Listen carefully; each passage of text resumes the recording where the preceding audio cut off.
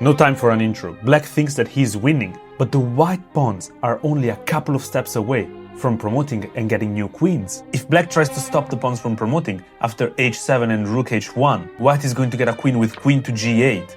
And after we sacrifice the rook, this is actually a win for white. But black is not that naive and plays rook to d2 check. This move forces the white king off the first and second rank. Now we start seeing black's brilliant plan unfolding. After rook to d8, and some of you might think, well, this doesn't make any sense. White plays h7, but black wanted the white king to be off the second rank so that he could play rook to e1 check. And after the king moves, black can now play rook to e8. If white ever tries to get a queen, black can simply take twice, but white has another plan, king to f5, and it's trying to reach the pawns. So the only winning move for black is the majestic, to say the least, rook to c8, to follow up king to f6 with rook to d8. The king reaches f7, the rooks can now go to d7, force the king back up, follow up with rook to d6 check. If the white king goes back here, now he's actually getting checkmated.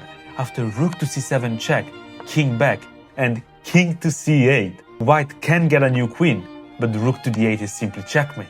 And after king to e7, rook h6 stops the pawns, but white can simply promote the g-pawn, and now white is out of the woods. But that's not true. Black has the brilliant rook takes h7 check, and now rook to c7 skewers the king and queen. The only move that doesn't lose for white is king to e5.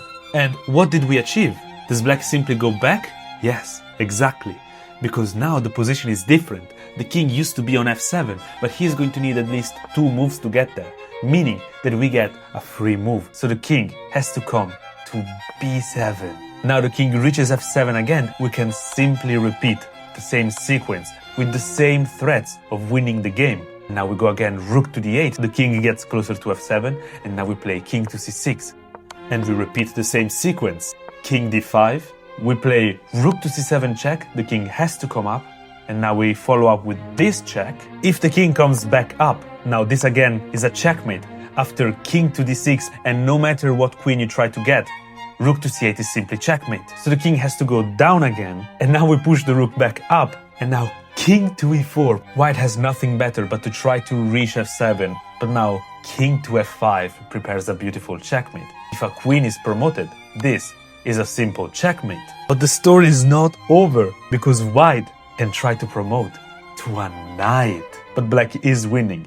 After rook to c7 check, knight covers with check, and we sacrifice the rook and finally stop the last pawn.